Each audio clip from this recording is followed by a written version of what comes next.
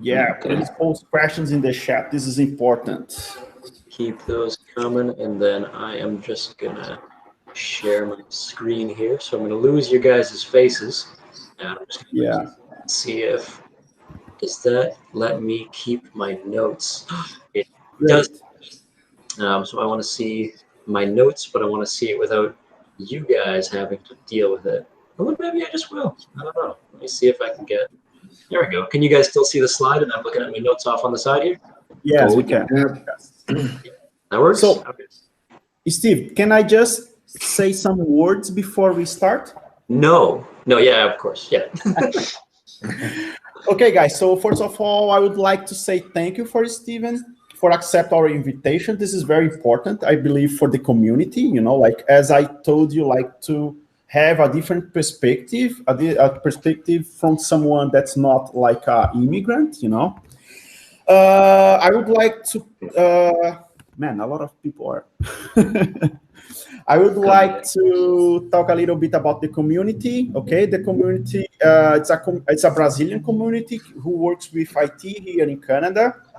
And the goals for the community, as you know, guys, it's to spread knowledge and also create more connections. Okay, these are two big goals that we have. About the speaker, Stephen Ruggles. It's correct, Stephen? Ruggles, but it's okay. Okay, perfect. After starting his career in investment banking, he's transitioned to a role in a newly formed company with two friends from university.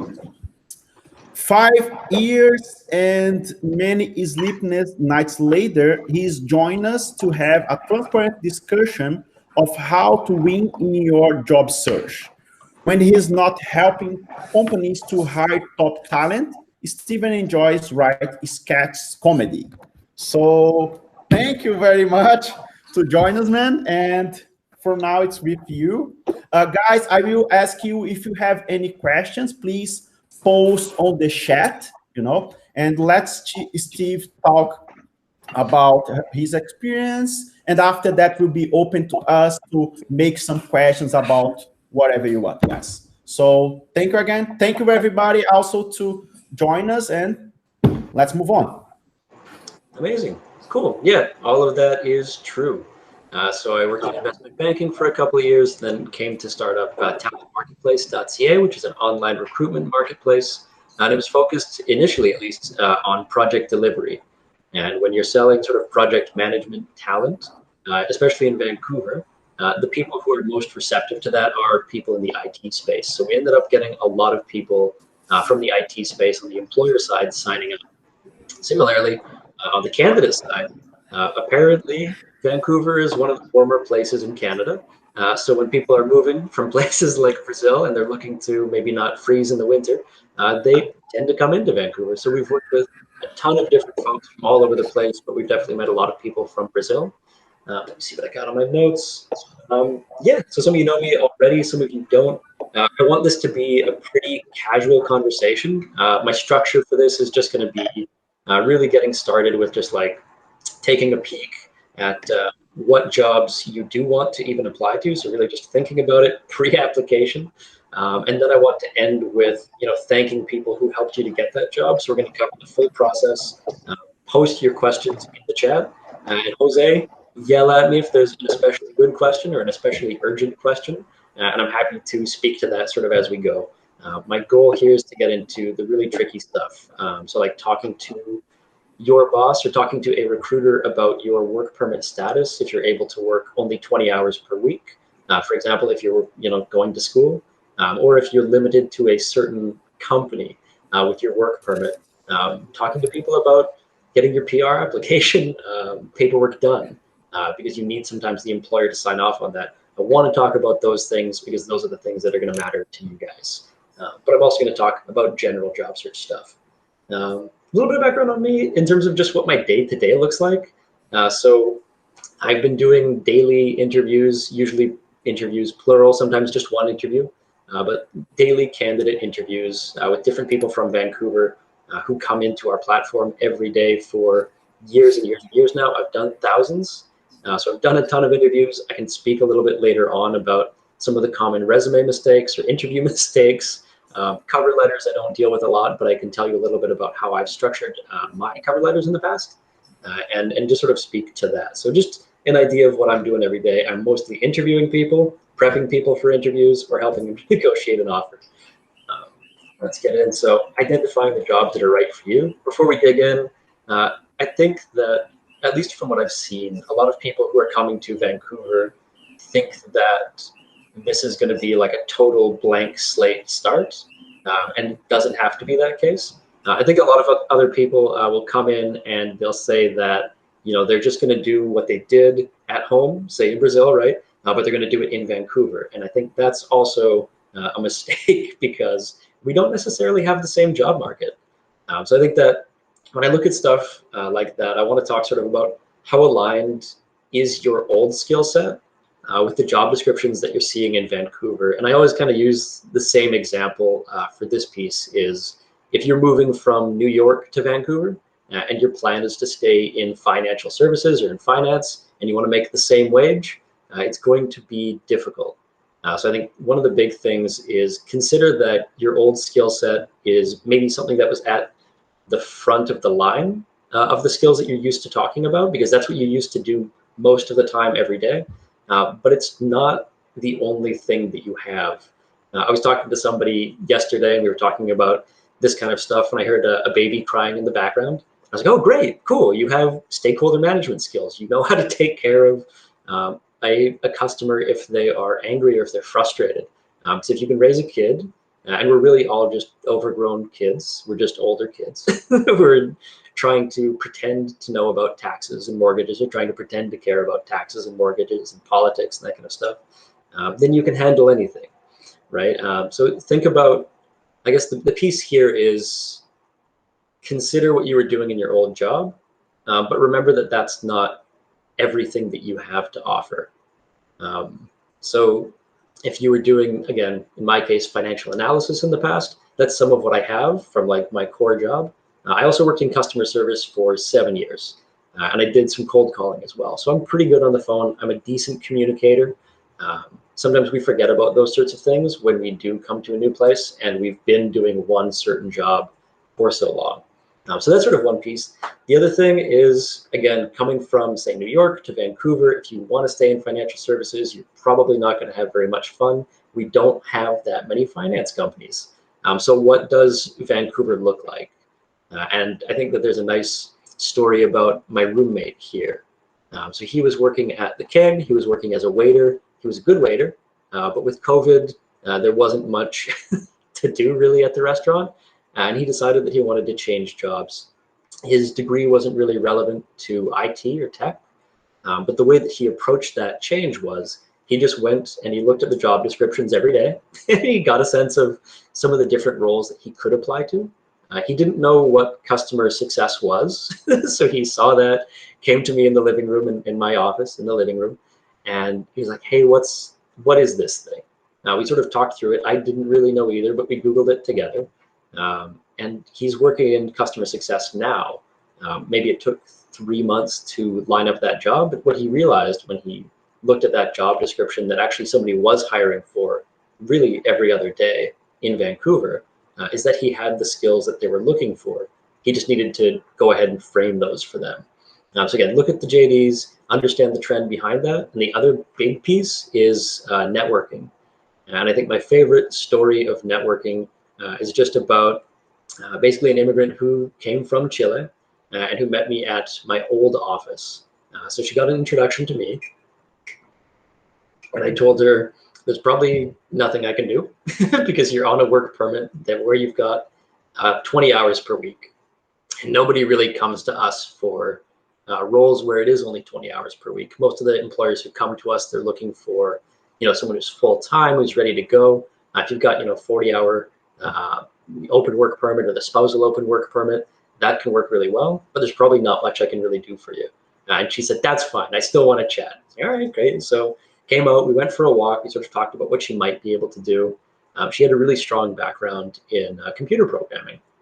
And somebody from our network actually just reached out and they had been looking for like someone with her background, but for only 5 hours a week, and really, really rare kind of job opportunity that came up. But I was like, oh, great. Yeah, I've got the perfect person for you. Here she is. I'd say interview her and go for it. She ended up getting that part-time job, which maybe lasted for 3 or 4 weeks. Again, 5 hours a week, not too much, but she loved it. That was her first piece of Canadian experience. She was maybe in Canada for 2 weeks before she got really lucky and ended up in that situation.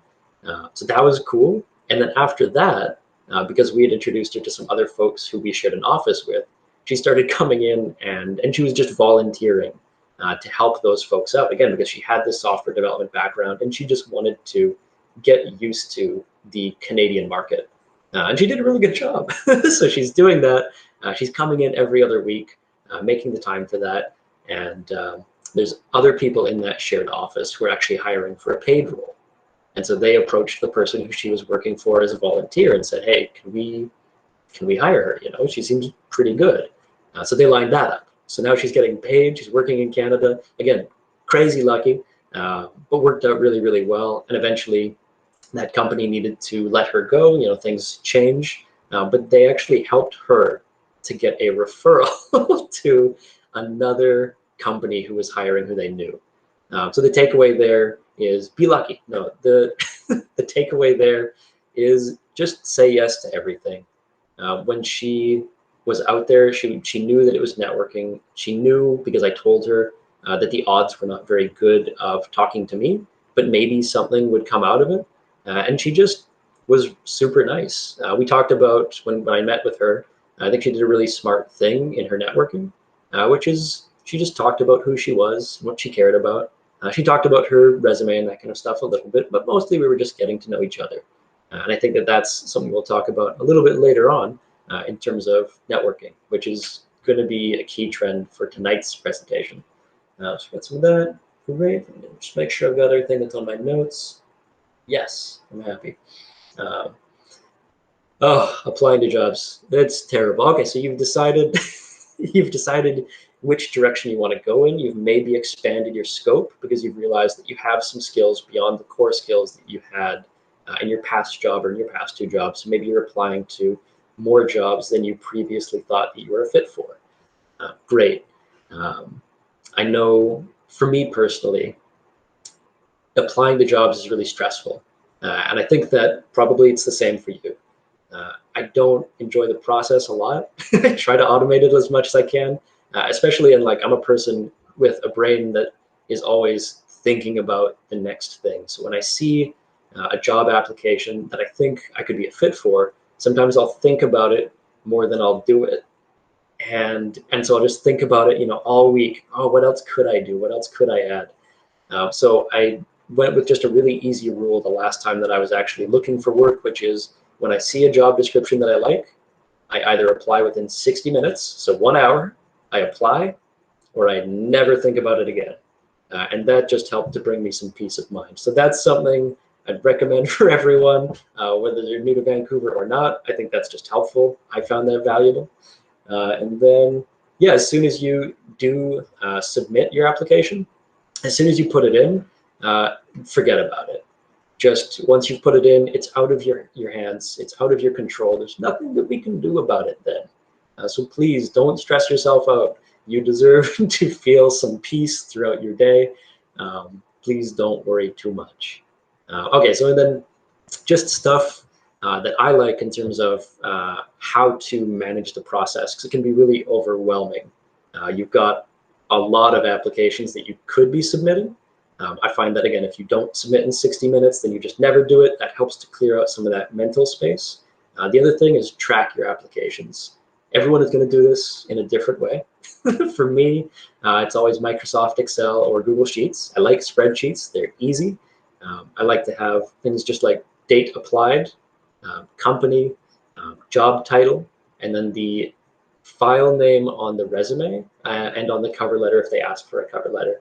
You can also include columns that say something like, do I have any connections on LinkedIn at that company, right? So you might have a next step column of follow up in 2 weeks, right? But the idea is just to fill that thing up, because then when somebody asks, are you applying to a lot of jobs? You can say, yes, I have this sheet. It says I've applied to, 71 jobs. I'm doing my work. I'm like, okay, cool. So that's always really helpful for us. And then in terms of resume tips, okay, so a couple of things on resumes. One, describe your past employers. I think that it's neat. So I know very little about Brazil, but I know some things. One thing that I learned about is FGV is a really top school.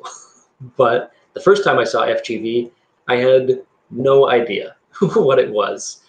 So if you're able to, in your resume, say, I worked in this kind of job role at this kind of company, and below the name of the company, describe it. FGV, and in this case, I'm describing a school, but we'll use the school description. FGV, is a top school in Brazil with one of the internationally ranked business school programs. Cool, that's enough. But just give me that idea, because even within Vancouver, there are more companies than I know about. And so if I see on a resume a quick description of that, it's a really easy way for you to show me that you have those communication skills. You understand there's a gap, you filled that gap knowing that I wouldn't necessarily know. And even if it's IBM, telling me what you did at IBM really briefly, I was in the professional services division, consulting, implementing cloud software. Great, sure. It's helpful. Resume length. Okay. None of our employers, we worked with hundreds of employers over the years, none of them have made a decision about a candidate based on the length of the resume. There is nothing wrong with being concise in a resume. So I think that, if you are a recent graduate and you try to make your resume fit to 1 page or 2 pages, that makes sense. But if you have more experience, you don't want to lose that, right? A big piece with resumes is just getting good detail out. I want to know about you. You're not in the room, but that resume is really you introducing yourself to me in that moment. And that's so, so important. So including just a little bit of detail on sort of where you're from. And if it comes out to 4 pages, apparently employers are not bothered by that, at least the ones that we're dealing with. It might be the case that there's a specific program that they're using where they like a shorter one. That's okay. And then the final piece just on resumes, and please post your additional resume questions in the chat. There's always lots of resume uncertainty. But the last piece here is just when it comes to the actual bullet point. So as you're writing that resume, as you're going through and you're editing it, think about, can somebody else say this at the same time as me? So is the resume bullet point specific enough? If somebody else can say that, it's usually not specific enough. So you want to highlight your achievements more than your tasks. You really want to focus on things. And I'll give an example. So like helped client to resolve issue would be a quick, lazy one for me. A lot of people can say that. I could have said that at my first job. I can say that today for sure. But you want it to be specific to you as much as possible. And if you can add a number or quantify, that really helps. So rather than helped client to resolve issue, you might say helped, a portfolio of 6 large, financial services clients to resolve IT, I don't even know, what might it be? Let's say cloud computing issues. I don't have a technical background, so forgive me for that. A couple of tips on LinkedIn though. Okay, so really just 2 things for LinkedIn, especially for folks who are new to Vancouver or new to really any city. Make sure that your current city on LinkedIn is the city you are in right now. I've seen it lots of times where I talk to someone on the phone and they have like a local phone number, so I know that they're here. And I'll ask them, so like, hey, where are you? They'll say, oh, Surrey. I'm like, okay, great. You're in Vancouver, but on LinkedIn it says that you're in Sao Paulo. And that is going to scare my client. My employer is going to say, wait, are they not in town? Can I not, this is not a big issue right now. It's like, can I not shake their hand? But previously they wanted to make sure that you were at least in the same time zone, in the same area, so that if there is something like an offsite or if they're having a picnic, which is nice in the summer, maybe not so much right now, but that they can include you there. So just making sure that that lines up. And the other thing on LinkedIn that I would recommend is if you don't have a current general, just a non-custom version of your resume on that LinkedIn profile, add it. It's super helpful, and it just gives a quick idea of who you are in a little bit more detail. And a lot of the time, my account manager just says, just give me the resume, just give me the PDF. And if I can send him that PDF and get his thumbs up, that helps me when it comes to reaching out to you, and I can say, hey, we think you'd be a really good fit. My account manager's already sold on you. I just need to talk to you about it, see what's going on there. Cover letter tips really is just one thing there. I do not like doing cover letters. I don't think anybody does. So make the process efficient.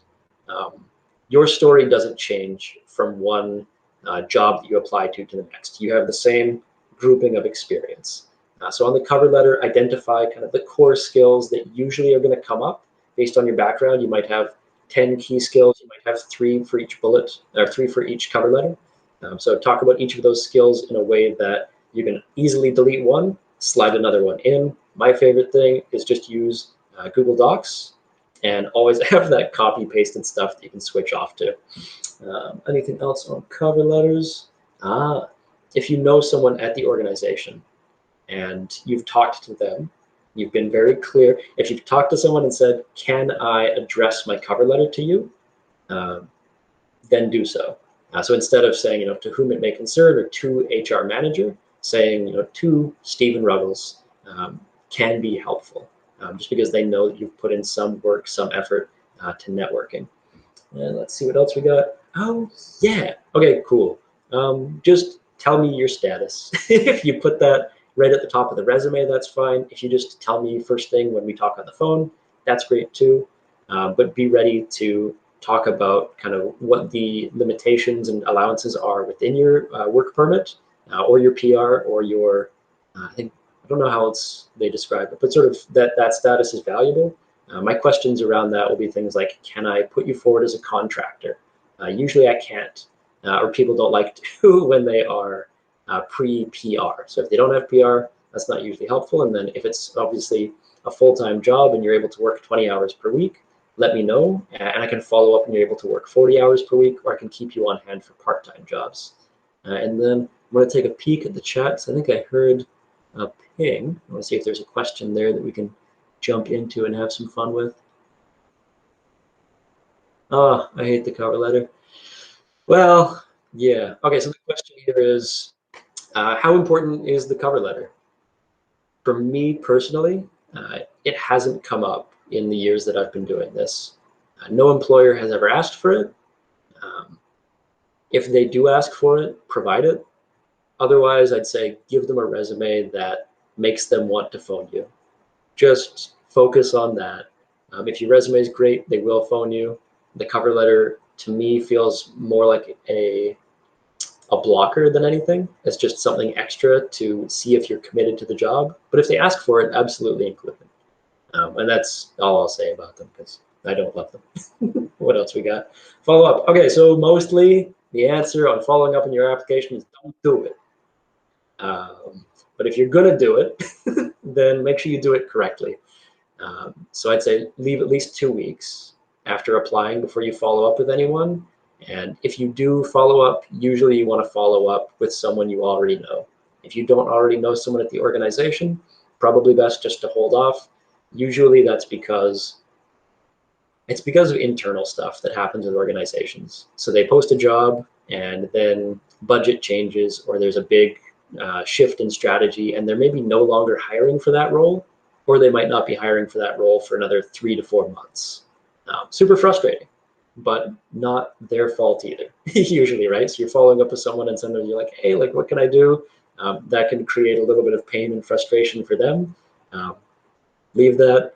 And yeah, HR, I do not envy people who are in HR. It's a difficult role. You have to pretend to be an expert in everything while not having enough time to really become an expert in anything. And you're really just there to help everyone. So yeah, mostly don't follow up on the application, but on interviews, and we'll talk about that. Totally cool. Let's see what we got in the chat. I heard the ping. Data analytics professionals. Yes, yeah, we have had that come up before. We're certainly not exclusive to that space, but we've done it before. It's been pretty fun. I learned about regularizing data sets. Sure, it was cool. I also learned about theoretical physics.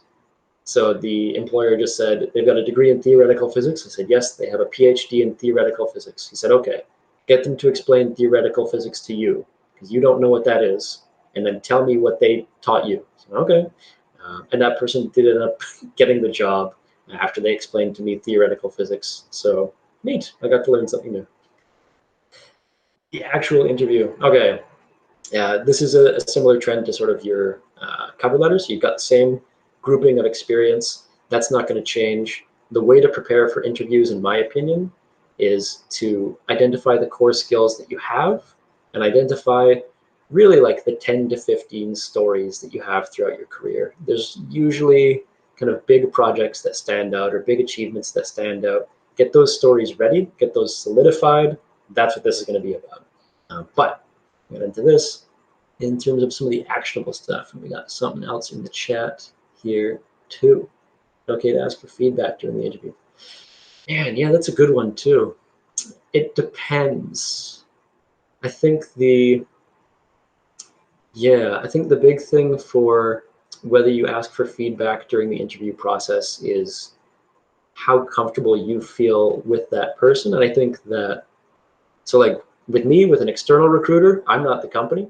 I can give you some feedback based on what I know, if I know anything. Sometimes I don't, but I'll always put that up. Yeah, if you felt comfortable asking, and if you didn't get it, you just say, hey, do you have anything else maybe is coming up? And then do you have any feedback, anything I could improve on? And if you frame it that way and leave a clear door to the exit. So I don't know if you guys have had the experience of networking, in a room and somebody sort of corners you. You can't get out of the conversation. As nice as they are, you're just ready to go to the bathroom or ready to leave, whatever it might be. Always leave a clear line to the exit when you are asking for that.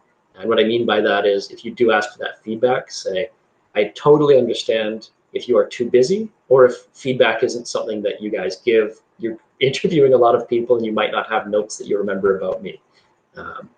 Let's see what we've got. And I've seen some companies that don't respond after we apply. Is that usual? Yes, that's so usual. Yeah, let's address that.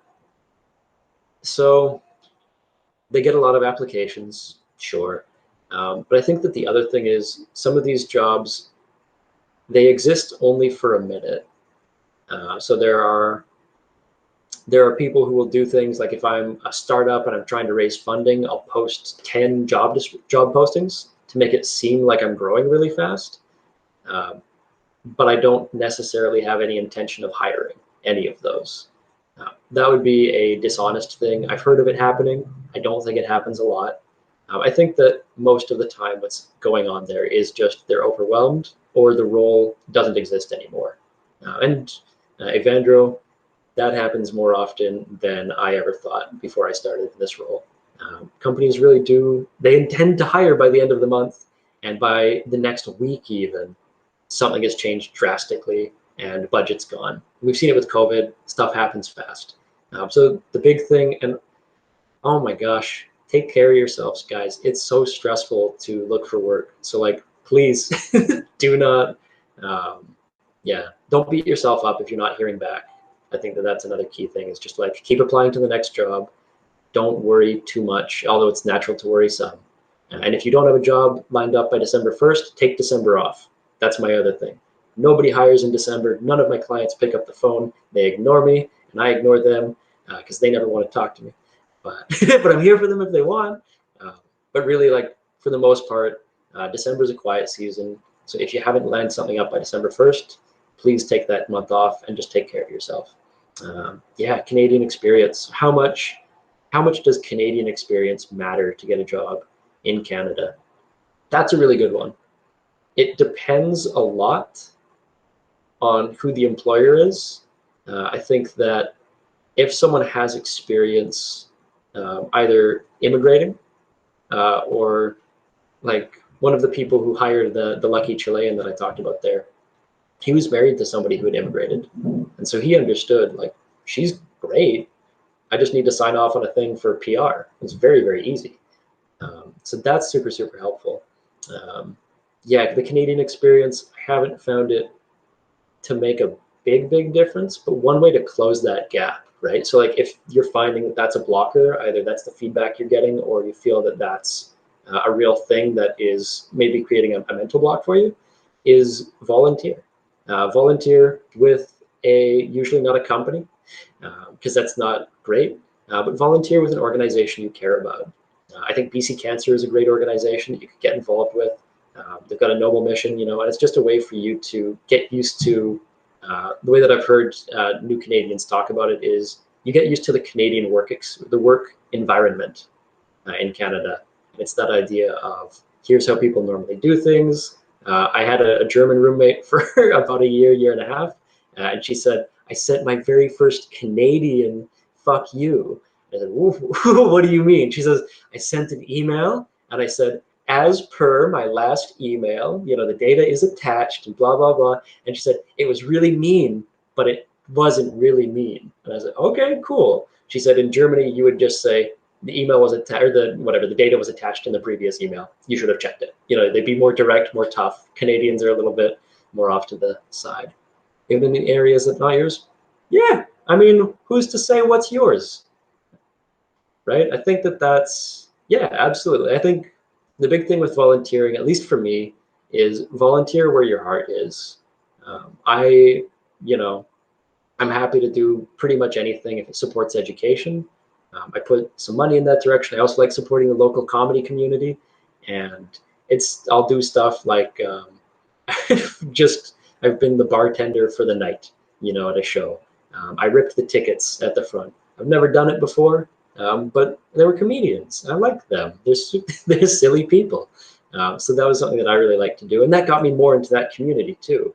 And when I told a lot of my friends who are in, sketch writing classes and things with me, that I got to volunteer at that show, how did you get that? And I was like, I don't know. I was just in the room and I put my hand up and I didn't let anyone say, hey, should you be here? I was just ready to go. Awesome questions. All right, I'm going to jump back in and we'll speed through. We're at half an hour here. There we go. There we go. Calendly. So I'm gonna jump back over the 3 people with the with the videos on. Give me a thumbs up. Do we know about Calendly, or is this newer? Yeah. Okay. Sweet. Cool. Okay. Well, for the folks who maybe don't know, Calendly is just a free way to share your schedule and make it easy to schedule with you without interrupting existing meetings for you. So make an account on Calendly. I don't own stock or anything, but I like them. Set up a 1-hour block, and then if they reach out to you and say we'd like to interview you, say, oh great, here is my Calendly, or alternatively, here are 3 times that work for me over the next couple of days. It's so smooth, and they'll be super impressed. And if you can make it easy for them to interview you, easy for them to hire you, then you're gonna win. I like that. Yeah, examples don't change, but the questions do. So on that, your stories are worth practicing. You have, in a nice way, you have less material than you think you do to talk about. For me, for my first job, which was 2.5, almost 3 years, I can build financial models. I worked on a big cross-border transaction. I worked on lots of pitch books, and I did a lot of research in my case, precious metals and base metals equities. So really, there's not a ton of stuff within that. We got maybe 10 stories. If you can practice those and get really comfortable giving those answers, you'll be surprised how little they shift when you're in the interview. And the reason there is your skills, your core skill set remains the same. So when they see that you've got experience in, I'm going to say IT networking, they're going to ask about some of the server setup or the routers and switches that you've installed. So having that story ready and practiced, and then at the end or the beginning, you can say, this is a story about my technical skills. You could also maybe incorporate it and say, this is a story about my teamwork, because you're working with other people on that. And then again, at the end, say that same thing. This is a story I think relates back positively on my technical skills, or that relates positively on my teamwork. You can use those same practiced stories to communicate different skills. So practice them, because it's just worth it. And it's just good to get it from long-term memory to short-term memory. And on that, what I did when I was prepping for this meeting, just to get my notes ready, because you can see I've got my notes off on the side, I keep peeking at them. I literally just clicked the dictate function so that I could speak, and it would give me my notes for each slide. And then I just went through this presentation and talked openly about each slide and what I thought was important. And then after, because then I had a lot of notes, I just went back and kept the key points. And that's where I got these bullet points from, and the bullet points in my slides as well off on the side. I think I heard the ping. We'll jump to there. Follow up, and then one more piece, maybe. There we go. Any advice for networking after applying for a role in a company that doesn't have any contact? Yeah, okay. Ruggles, is that correct? I tried.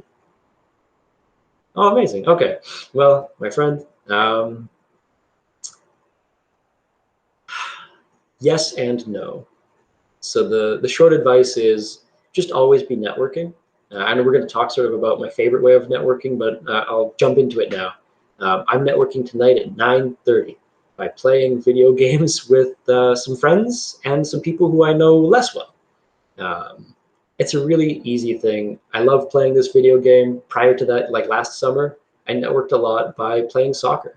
I'd play every Wednesday and I'd go to practice every Friday, and I loved it. I wasn't great at it, but I met 200 new people. If you can find a way to just really be yourself in a place where you're already comfortable and you're already happy, networking is automatic, right? Because they just go, oh, I know you, and I remember you talked about your job was this thing. One time I got free Whitecaps tickets, not free, I had to earn them, but somebody said, can you edit my resume? By the way, I work for the Whitecaps. We're in a soccer league together. Would you like tickets? Yes, I would. Thank you. So that's kind of my favorite thing, is that's the best way to network. You can also try to go in cold, and that's kind of what we're talking about here. You can add people on LinkedIn. I'd say general advice there's, if you're going to go in cold, be ready to get rejected, not because they don't like you, just because they're busy.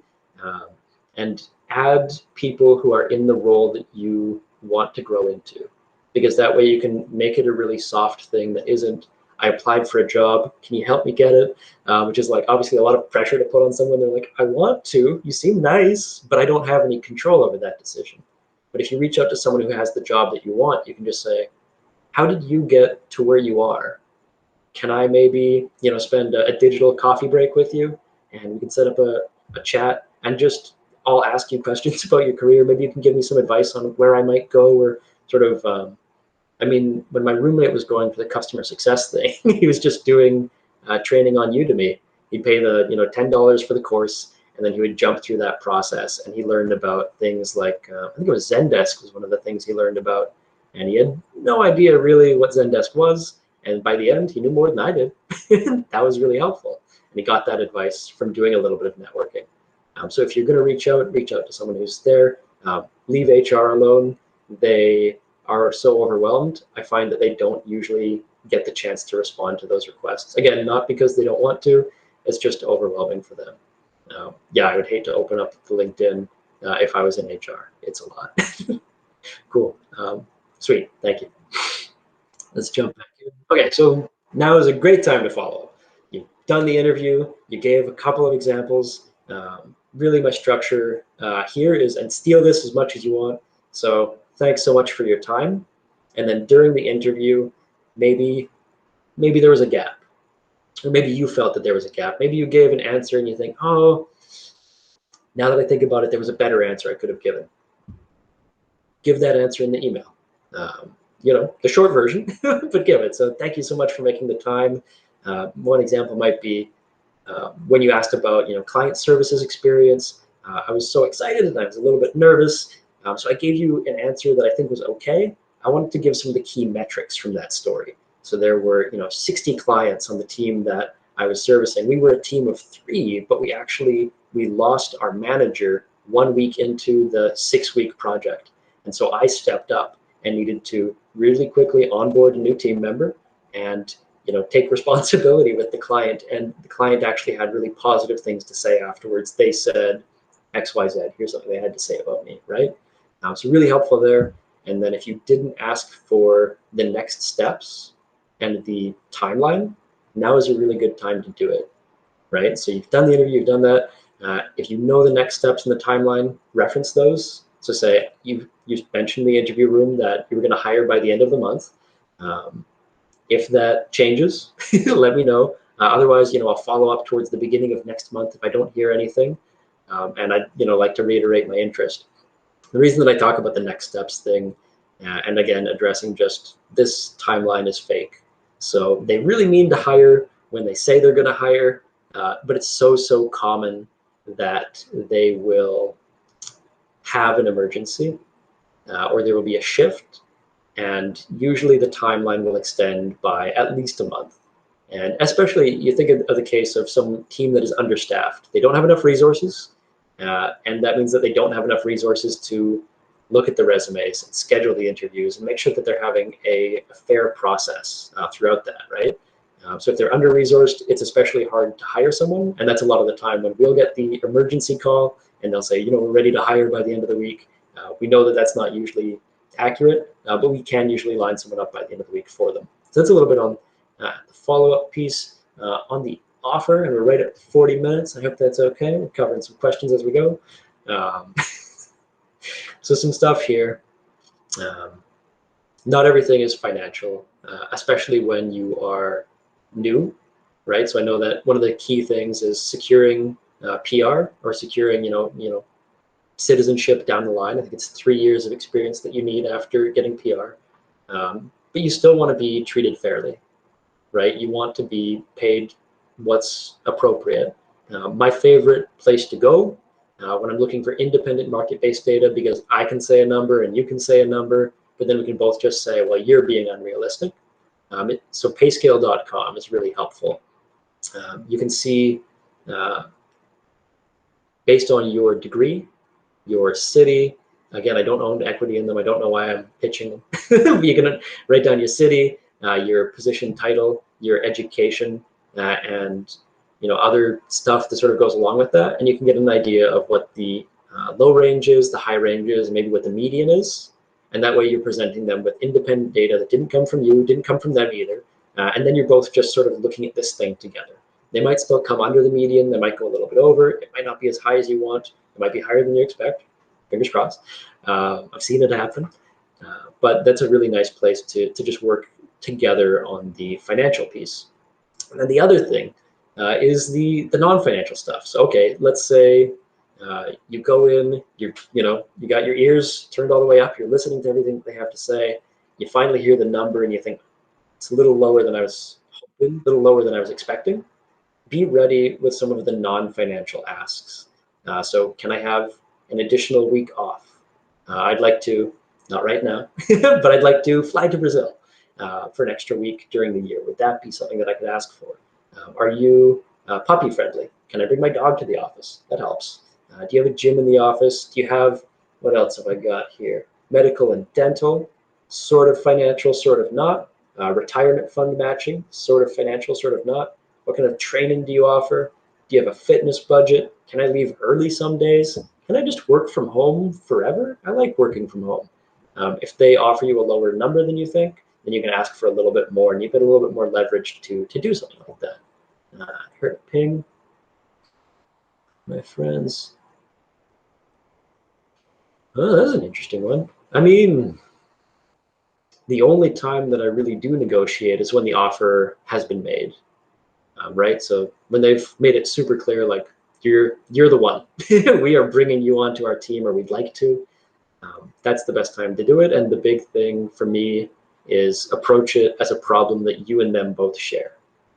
How can we get to a number that takes care of, I was talking to someone the other day and they just said, I just bought a house right before COVID. So I have a mortgage payment and it is a certain amount. So for that to fit my budget, I need this certain number. But maybe there's something else that we can do, right? And so it's just like, if you can make the rest of their life cheaper, if you buy them lunch every day, they have more money for their thing. But it's in terms of moment, that's the one. Is there a follow-up on that, or does that? Okay. And then yeah, the one piece, I know I talked to some folks and they say, okay, how much should I tell my boss or my almost boss about my immigration paperwork? Tell them what you need to. I was thinking about this. If I was new to a place, I would talk about it probably in my first week, but probably not before that. So when it comes to negotiating, I think that it can be a distraction for them, and it can be scary to someone who's never filled out the paperwork. So just, again, signing off usually on the fact that, yes, this person works for us. Yes, they are in Vancouver. And yes, they are an asset. Yes, we did a complete search of the market before we reached out to them in particular. But you do want to bring it up at some point if it's going to come up later on, and just get it in that email, usually in writing. Are you okay to sign off on a letter that says that I've worked here for 12 months or more, in the event that I get picked for PR, or that in the event that there's an opportunity for PR for me. Good to chat about, but I wouldn't chat about it before the offer comes. Thank you, Darren. Oh my gosh, this is the best part. This is the most fun part. This is where you can post to LinkedIn and just say, you can tag everyone and say, I'm so excited. It's my first job in Vancouver. It's my first big job in Vancouver. Thank you so much. And if I can be of assistance to anyone else, please let me know. I think it's just a nice thing to do, and especially if you're newer to a place, wherever that place is. But in this case, Vancouver, it's a really good way to follow up on the fact that these people were helpful, and to build a little bit of that relationship with them. Because these folks are going to continue to cheer for you as you continue to be successful. It's really, really rewarding when somebody does post something like that. I think I had anything in my notes there. Let's see. Oh, yeah. So I think one thing that I'd recommend, and that I think ties into the ITBR goals, is, create more connections. And I think that if you don't have a job search buddy already, maybe tonight's a good opportunity to find one in the chat.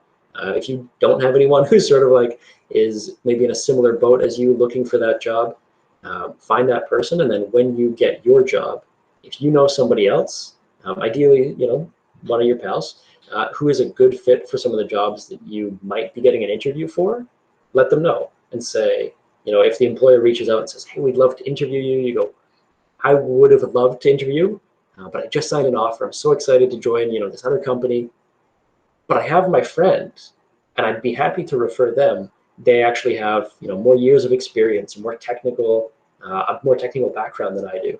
Would it be okay if I send over their resume? And if you think they're a good fit, then you could interview them instead of me, just in case you need someone. Again, thank you so much for reaching out. Again, clear line to the exit, so that if it's not a fit for them, not a fit for that employer, they can still say no. But you can say, here's this person's resume, and it's just a nice way to support the community that that's been supporting you as well. Let's see what else we've got. I think that's more or less it. Yeah, networking. This is kind of the story of, I like networking in the comedy community when I can. Not right now because there's not a lot of live shows, but there's some. I like networking at soccer, and I like networking by playing video games.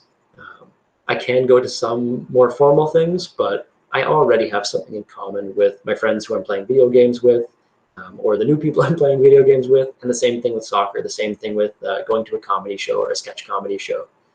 These people are already people I know at least a little bit, and it's just that much more comfortable for me. Still, do be brave, do reach out cold. I think it's a great and valuable thing, and people are really usually excited and open to the idea of helping someone on their journey. I think that mentorship is a really valuable thing, and if there's a chance for someone to give back, I think more often than not they'll take it if they have the capacity. So reach out to some folks on LinkedIn, ask for the occasional coffee chat, and contribute to their development as a leader as well. Let's see what else. I think it's just we get some cute puppies in the background there.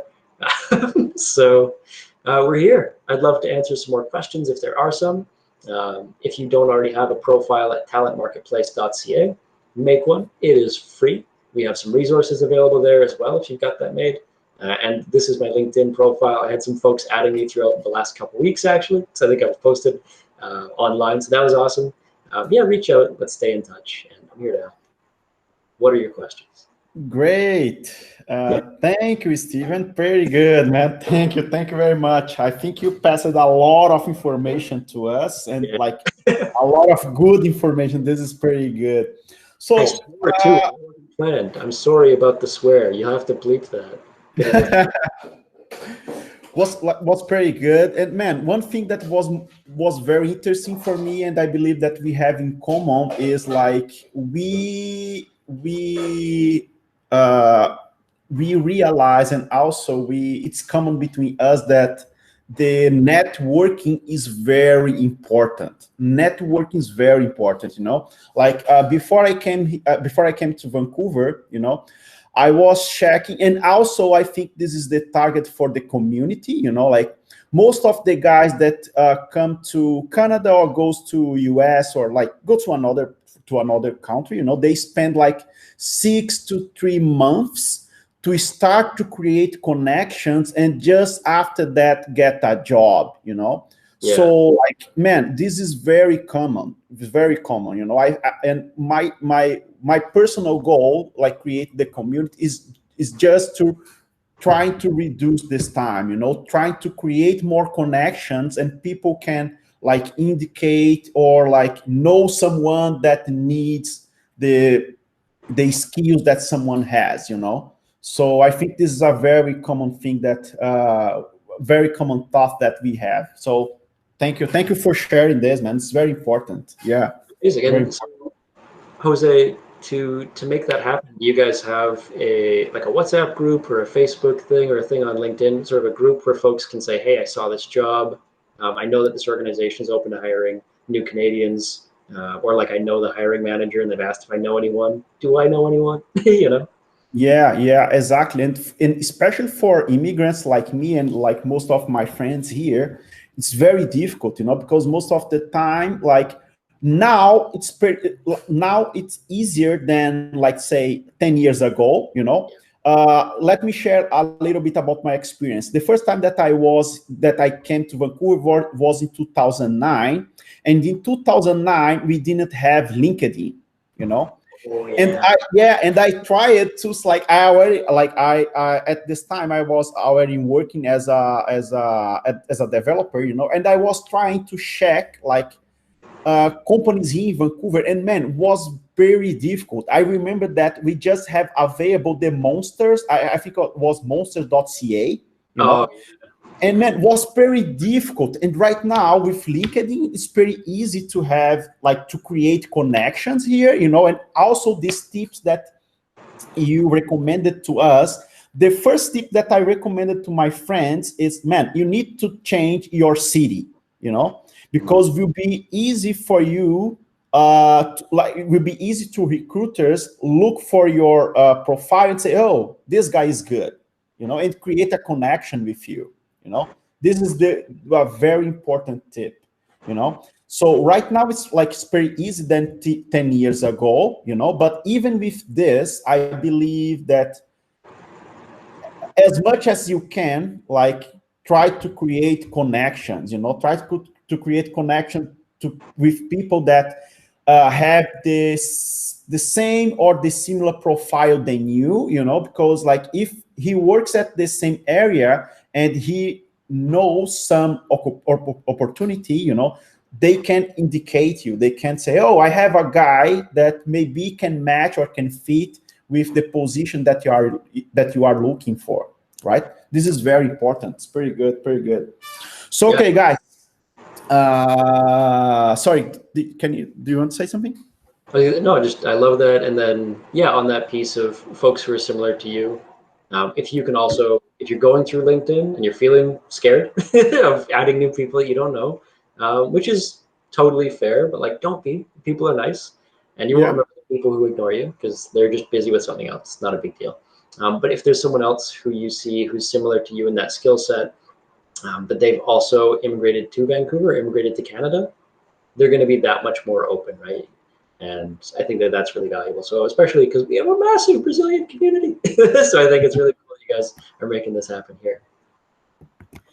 Yeah, I think someone put. Yeah, Alexander. Yeah. Thank Do you you. want to say something, Alexander? So I have some questions that I that I put here on my side. So guys, feel free if you have any other question, So I will ask in here. So quick question for you. Like most of the Brazilians that when they come to when they come to, especially to Canada or to Vancouver, you know, they have this restriction about the 20 hours per week. Why? Because most of the guys they come like by the study, you know, like they come here with like a stud permit and also a work permit, you know, and this also was this also it's another question that I have for you. The Canadian experience is very important, right? Like this, the question that I add to you there, but like how much this is not how much is important. Like, is there some way that how can I say this? Like, is there is another way to work more than 20 hours without being illegal? That's the question. Let me explain for you why. Like when I came here, I said every time that I said, guys, I can't just work 20 hours per week. Man, this was like a no-go. You know, so I say, okay, so man, we need to wait. We can like we will check for you maybe in more 6 months because we need someone to work full time. You know? Yeah, and I think it's a very tricky question. It's very tricky, I know. But no, it's a tricky position, right? It's a tricky position. I think part of it is, I guess I'll talk around where folks have had success. So I've seen some folks who have had success and they just say, you know, I'm happy to volunteer with maybe a small organization. That's okay, but don't let it be permanent, and make sure that if you're going to volunteer, even if it's, you know, just for a nonprofit or a charity, even if you care about them, say, would you be comfortable, you know, if I do a good job, giving me a letter of recommendation? Right now, my phone numbers for my references, they're Brazilian phone numbers. And I want someone to know that I have done some work in Vancouver for someone. And then the folks who are closest to you, they want you to win. They like you. And so I've seen a lot of students who have ended up getting their first part-time job at the school. And I think that that's been a really smart thing that I only realize now in retrospect, people are doing consciously. It's one of those things where if you know, you're doing all your classes and you're excelling, you're coming prepared, you can start there. And if there's a way for you to maybe, if the idea is that you're done your studies early, and usually that's the case. The schooling is usually just some extra stuff, but like you can handle it. Or that's what I've seen is folks are usually taking course loads that they can handle, and they want more work. So try and max out that 20 hours per week, maybe in paid experience, ideally with an organization you're close to. So if you are, again, I'll use Langara as an example because I've met lots of nice Brazilians from Langara. So if you're, you know, working at Langara, you manage to score that part-time job, even if it's just a bookstore or something like that, your other 20 hours per week of work is kind of volunteer stuff with clubs. So I've seen the PMC, I think it is. It's a project management club at Langara, and they're organizing stuff like the TEDx event, which is every year, except maybe not this year with everything that's going on. But it's still very, very public work that still gets you automatically adding people on LinkedIn, doing some of that networking, meeting the other people in the same position as you who are also going to be out looking for jobs. And usually you're not competing for the same job. And maybe that's a separate thing, but I'll speak to that for a minute. When we put people forward, most of the time for jobs, we try to position it so that it's really not a decision between, say, you and me, Jose, right? You have way more technical skills, and I talk on the phone, right? So it's like, if they're looking for someone who's really talkative, they're gonna pick me. And if they're looking for someone who's more technical, they're gonna pick you. So a lot of the time when you do meet those folks, at least for me, when I met folks in clubs through school, I was always a little bit like, all right, like I gotta beat these guys. I gotta be better than them. So I gotta compete. In reality, they didn't want my job, and I didn't want the job that they ended up getting. We ended up in the right place for ourselves. and helping each other out that way is really, really valuable. I don't know if the tough thing is, yeah, how do you work 40 hours a week without it being illegal? You don't. Probably is the clear answer, but there are other opportunities to demonstrate your skills. Okay, yeah. So I think that, and let me explain one thing also, like volunteer, like especially for me, like this is a personal point. Volunteer is not very, like, let's say, is not very used in Brazil. You know, I know that of course that they have a lot. You know, Yep. like personally, I never participate of any volunteer in Brazil. Actually, just once. Actually, just once. But I realized that here in Canada is very common, right? I think it's like it's more cultural, I believe. You know what I mean? Yeah, and actually I'll do a quick plug for a nice volunteer group in town because I like them. So I'll Nice. post in the chat here. This is a group called Project Management Volunteers. If you're interested in the project management world, you might know about the Project Management Institute. They have chapters all over the place, and the local CWCC or Canadian West Coast chapter. They have somebody named Sean, who is like a super smart lawyer guy. And then I think he retired and just wanted to help people, and he does. So he started PMV kind of accidentally, and they provide volunteer project management services. But oh my gosh, they could benefit from you guys because their systems, it's just whatever's free. And so, because they're a nonprofit. So if someone could come in and support them internally or support some of their groups, I know that there was a posting for a project manager who could help on an implementation of a CRM or like an ERP kind of system. You guys could crush that. You know, you'd go in, you do a great job, you get a letter of recommendation saying you did an implementation for an organization in Surrey. That would be cool. So Yeah. it's a really great place to follow if you're looking about sort of like, how do I find a reputable organization that's going to give me a real open opportunity? PMV is usually more open stuff than a lot of the other things. Like BC Cancer is, they're very like structured. So it's like you start, you get on the phone, and you call 100 people on the list, and you say, we're raising money, which is still great practice. But it can be a little bit more open, a little bit more autonomy through PMV. Nice, great, thank you.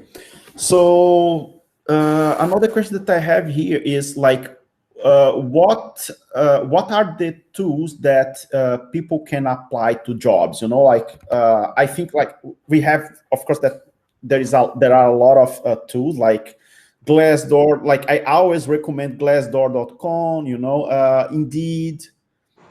What else? LinkedIn for sure. You know, jobscan.co. Okay, I never heard about this. So that one's, it's not so much for the job applications, but it's a great way to check your resume. You post your resume text and you post the job description text, and it will basically highlight, hey, you have financial analysis once. I keep using finance because it's my background. They Yeah. mentioned financial analysis 30 times. Do you have any other ways that you could talk about financial analysis? Because maybe the ATS system or the applicant tracking system is going to look for that keyword. It feels like that's a key keyword. So Nice. JobScan is a really cool one that way. In terms of, yeah, where else can you go? I love Indeed, but maybe you mentioned Indeed. Indeed already. Yeah, Indeed. Yeah. Yeah, I Indeed. use it. I use it Indeed a lot, like Glassdoor as well, Yeah, and like LinkedIn. yeah, LinkedIn, there's nothing better. But the challenge with LinkedIn, I think, is, at least in my experience, when we've managed processes for clients and they said, hey, can you just post it to LinkedIn? I can, but I get so many people just clicking apply. So the great thing about LinkedIn is you can apply with one click. The terrible thing about LinkedIn is everyone can apply with one click. So you'll end up with 500 people, and I'm like, all right, if it's important to them, they'll apply directly to the company. So as much as possible, try to get yourself added to the company's database. That's it for me, because they're managing it like marketing, right? So you've got all your leads, and then you've got qualified leads, people who downloaded a white paper or something like that. In this case, they came to the site, they entered their details. They did that really frustrating thing where they paste each line of their resume into open text thing, but you formatted your resume. It's a PDF. Can't I just upload that? Fine, you did that. You've proven, okay, so that person makes it further down into the funnel. Maybe they interview you once, and then after that, they keep you around. And I've seen it a million times. Once you get that first interview, you don't know how close you really are. Even if you don't get that job, you got close with them for a reason. So that's a really good chance for you to stay in touch, just here and there. Nice, great, perfect, yeah. What else here? Yeah, I like it, the example of the FGV. It's very important. Like FGVs, I think it's one of the most famous universities in Brazil. So yeah, but like when you come from another country, people don't know about this, right? They say, oh, okay, nice, but I think it's pretty good. Yeah. And it's not just school, like you talk about. When I asked somebody, I said, "Oh, is FGV pretty big?" They're kind of like, "Oh, yeah, it's like Harvard, but Brazil." And I was like, "Oh, It's wow, like, you're really smart." And they were like, "Yeah, like it's hard to get in." And I was like, "Oh, okay, cool." I had no idea. So like, but helping me to understand that because I'm new, I'm new to Brazil, so a little bit of that can help. yeah, makes sense. What else I have here? Status in Canada.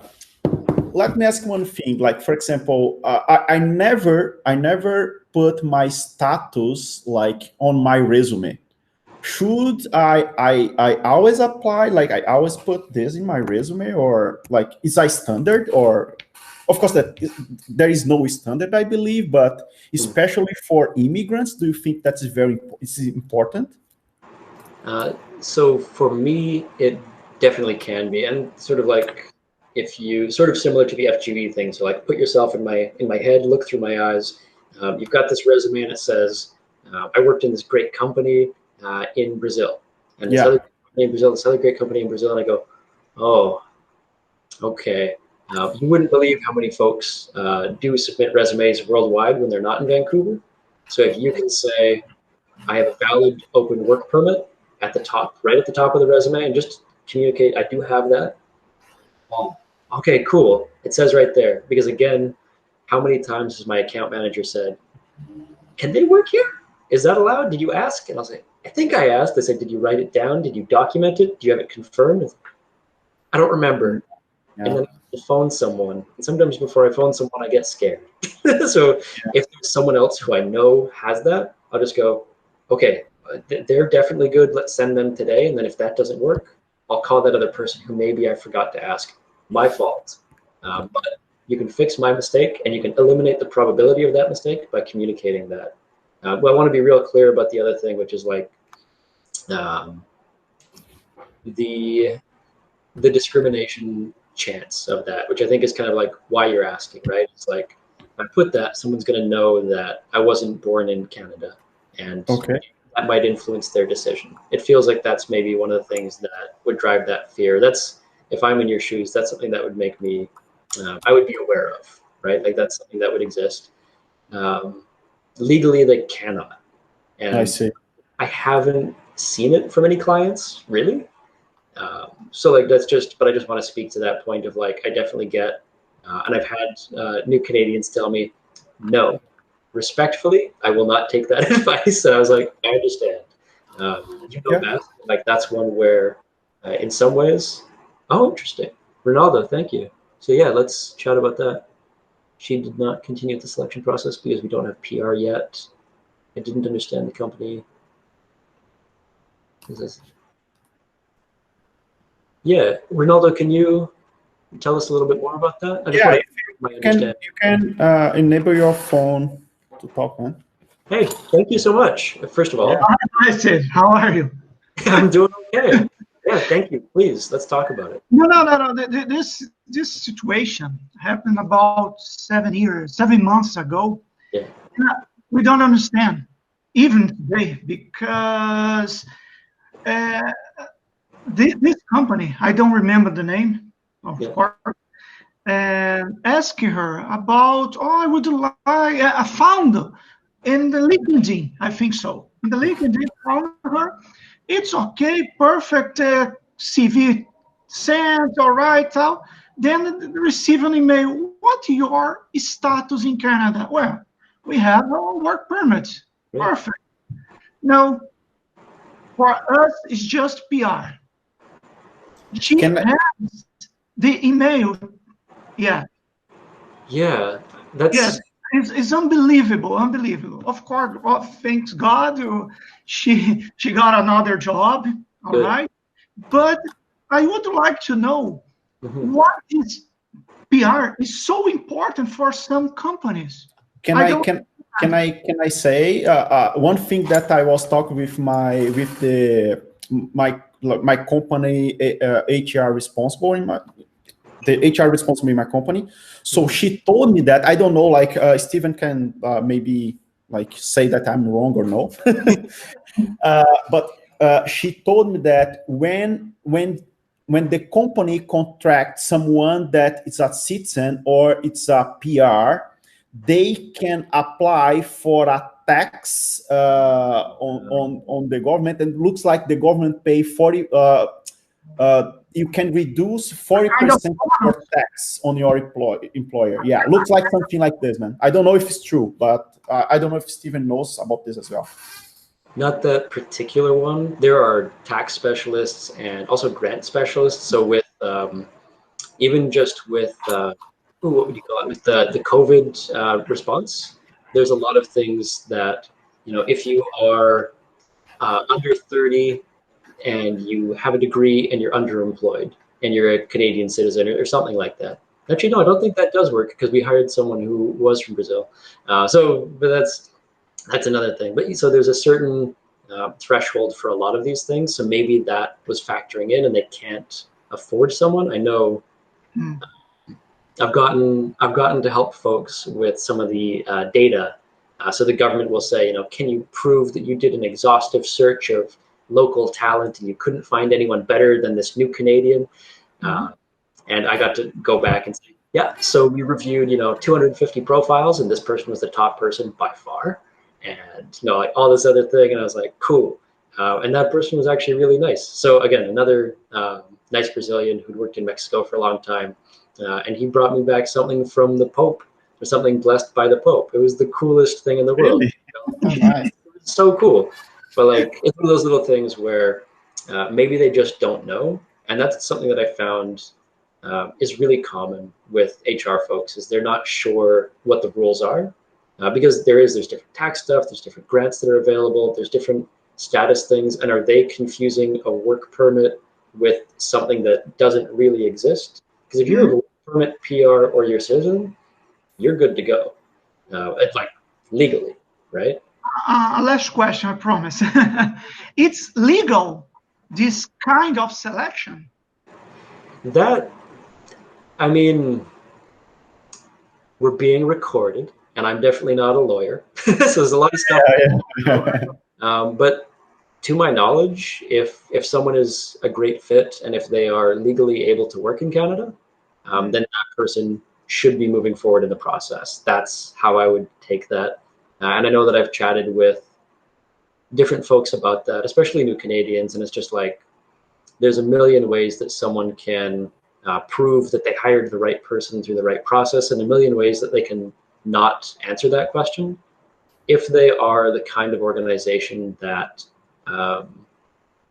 does make a decision based on that, then I'd say good to avoid anyways. So if they're going to be like that, fine, then they're not going to be welcoming anyways. Okay.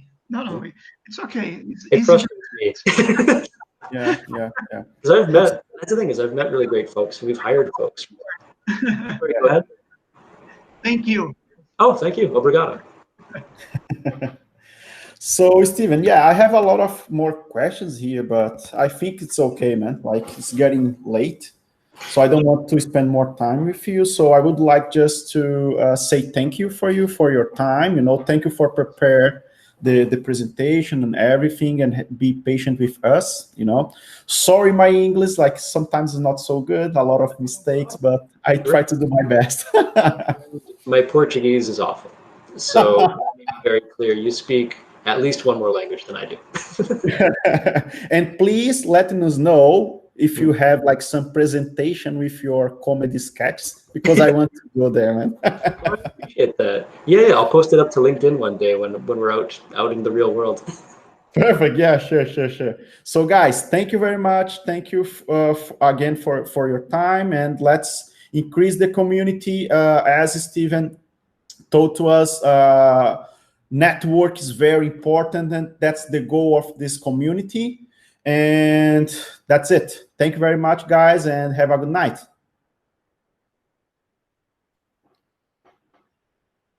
See you.